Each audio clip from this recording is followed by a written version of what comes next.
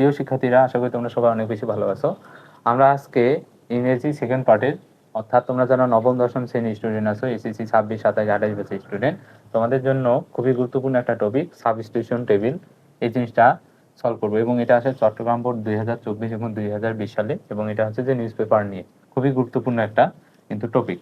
তাহলে আমরা এটা এখন সলভ করার চেষ্টা করি। তাহলে দেখো, নিউজ পেপার এটা সবসময় সিঙ্গুলার হয়, তাহলে নিউজ পেপার কি হবে? Is a. তাহলে এটা দিই, news paper is really part and parcel of our life. ঠিক আছে, এটা আমরা বুঝতে পারলাম। তারপর দেখো তো, এটা আমাদের কি দেয়?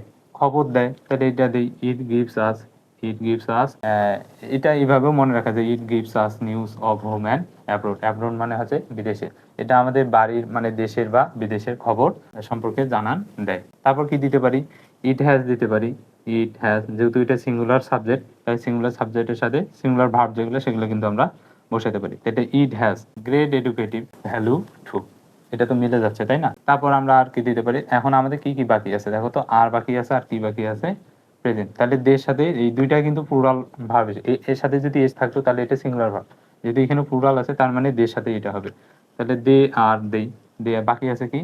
দে আর ইউজফুল, এটা দিই, they are useful to all section of people, মানে এই জিনিসগুলা কি খুবই উপকারী জিনিস।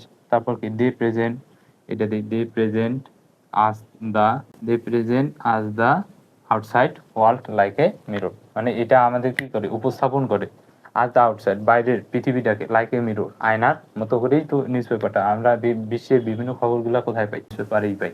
আশা করি তোমরা এই টেবিলটা খুব সহজেই বুঝতে পারছো। তাহলে যদি আমি আরেকবার করে দিই, তাহলে এই যে দেখো, newspaper is really part and parcel. তারপর কি?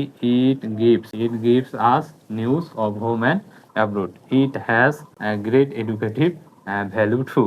তারপর কি? They are useful to all section of people. তারপর they present us the outside world like a mirror.